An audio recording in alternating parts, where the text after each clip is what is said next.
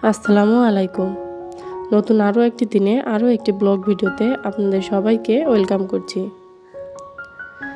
আশা রাখছি আমার আজকের ভিডিওটি আপনাদের কাছে ভালো লাগবে।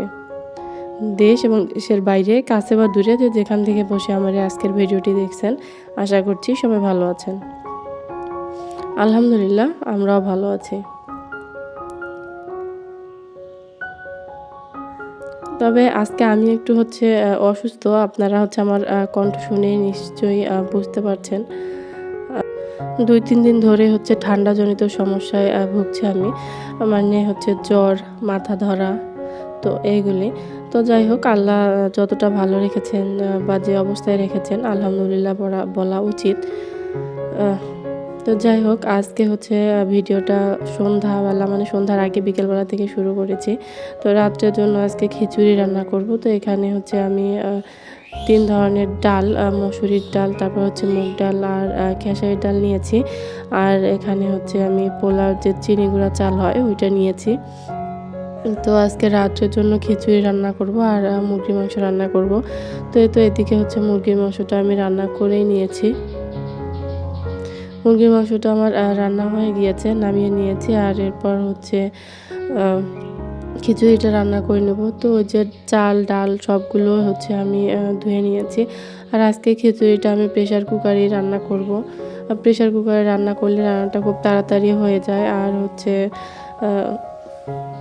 তো যাই হোক, এই যে এখন প্রেশার কুকারে আমি টমেটো দিয়েছি, ডালের মধ্যে টমেটো কেটে দিব। আর এখানে পেঁয়াজও দিয়ে দিয়েছি। আর এখন একটু আদা বাটা আর একটু রসুন বাটা দিয়ে নিচ্ছি। আর এরপর সব শুকনো মশলা দিয়ে তারপর খিচুড়িটা রান্না করে নেব।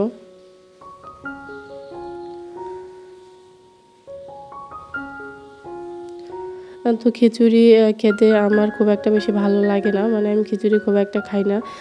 তারপরও রান্না করি, কারণ খিচুড়ি আপনাদের ভাইয়ার অনেক বেশি পছন্দ। সে অনেক বেশি খিচুড়ি খেতে পছন্দ করে, ভালোবাসে। এজন্যই মাঝে মধ্যে খিচুড়ি রান্না করা হয়।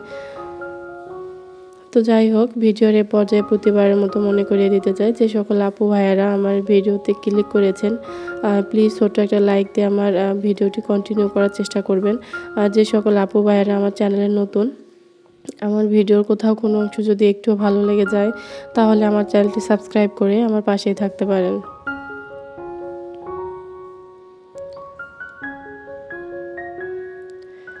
তো এই তো এটা রাত্রেবেলা খিচুড়িটা রান্না করা হয়ে গেছে। এখন আমি প্লেটে বেড়ে নিচ্ছি খাওয়ার জন্য।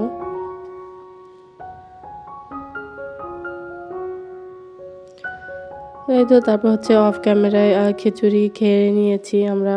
আর তারপর এটা পরের দিনের ভিডিও। সকালে উঠেছি, নাস্তা করেছি, সেগুলো আর ভিডিও করা হয়নি।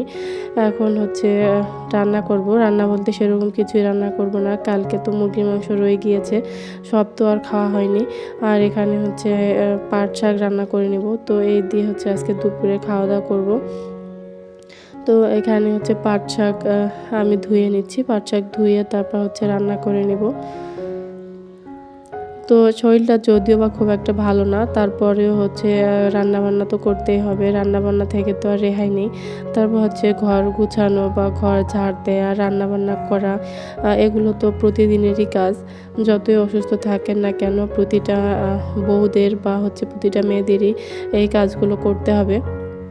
যদিও বাসায় মেম্বার বেশি থাকে, মানে ফ্যামিলি মেম্বার বেশি থাকে, তাহলে অন্য কেউ হেল্প করে। আর যারা একাই থাকেন, মানে বাসায় থাকেন ২ জন, হাজব্যান্ড আর আপনি, বা আপনার ছোট বাচ্চা কাচ্চা নিয়ে থাকেন, তাদের তো কোনো উপায়ই নেই।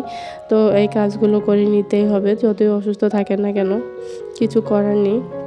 তো সেরকমই আমি, যেহেতু আমরা ২ জনেই থাকি, যতই অসুস্থ থাকেন না কেন রান্নাবান্না তো করতে হবে, খাওয়া দাওয়া তো করতে হবে। তো আপনাদের ভাইয়া দুপুরে বাসায় খেতে আসবে, তো এই জন্যই রান্নাটা করে নিচ্ছি। না হলে আবার সমস্যা হয়ে যাবে। তো যাই হোক, এখানে আমি পাট শাক ধুয়ে নিয়েছি। আর এখানে রান্নার জন্য বসিয়েও দিয়েছি।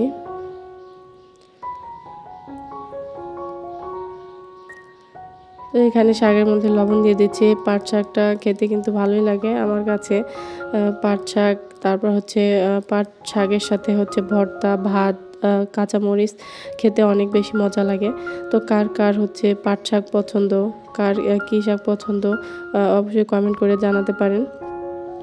আর হচ্ছে আমি অনেকের ভিডিওতেই দেখি হচ্ছে শাক রান্না করার জন্য রান্না করার ক্ষেত্রে তারা হচ্ছে কুচি করে কেটে নিয়ে তারপর রান্না করে। তো আমরা আবার ওইভাবে রান্না করি না, এভাবে রান্না করি। আর শাকটা যাতে ঝরঝরে হয় এজন্য আমরা এই ধরনের একটা মানে বাঁশ দিয়ে বানানো একটা কাঠি এভাবে ব্যবহার করি, যাতে শাকটা হচ্ছে ঝরঝরে হয় আর খেতে বেশি ভালো লাগে। আমাদের এইদিকে হচ্ছে শাক যদি ঝরঝরে না হয় খেতে ভালো লাগে না আমাদের কাছে। তো এজন্য আমরা এই ধরনের একটা কাঠি ইউজ করে থাকি, যাতে হচ্ছে শাকটা এভাবে করে নাড়া দিলে ঝরঝরে হয়, মানে একটার সঙ্গে একটা লেগে না যায়, মানে দলা পাকিয়ে না যায় আরকি। তো এজন্যই হচ্ছে এটা ব্যবহার করি, তাহলে শাকটা ঝরঝরে হয় আর খেতে অনেক বেশি মজা লাগে। তো আপনারা হয়তো অনেকেই এটা চিনবেন না। অনেকেই হয়তো ভাবতে পারেন যে এটা কি দিয়ে আমি শাকটা হচ্ছে করছি। তো যাই হোক, তাই আপনাদের সাথে শেয়ার করে নিলাম। আর এই তো এদিকে শাক রান্নাটাও আমার হয়ে গেছে। আর শাক রান্না করার পর কড়াইটা কিন্তু অনেকটা পুড়ে গিয়েছিল। আর কড়াইটা দেখুন দেখতে কতটা কালো হয়ে গিয়েছে।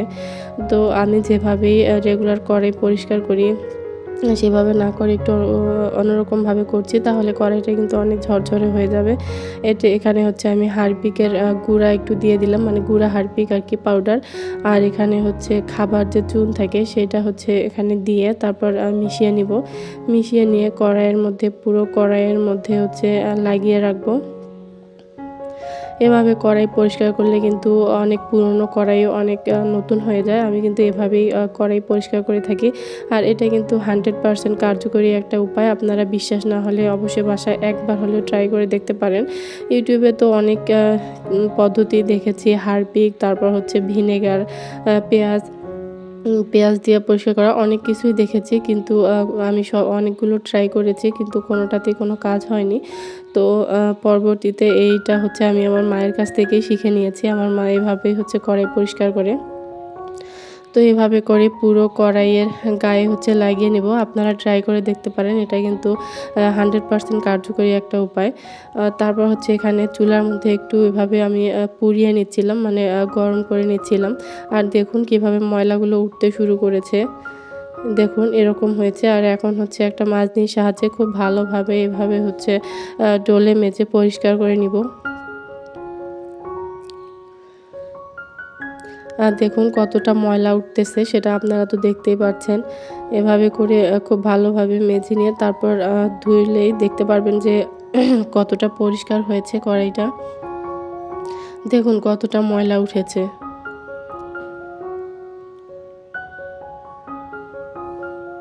তো এই তো এভাবে করে যেহেতু অনেক পুরনো কড়াই, তো একটু তো বেশি সময় ধরে ঘষে নিতে হবে।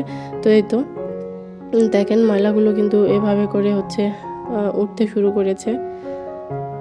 তো যাই হোক, আমার আজকের পুরো ভিডিওটি আপনাদের কাছে কেমন লাগলো অবশ্যই কমেন্ট করে জানাতে পারেন। আর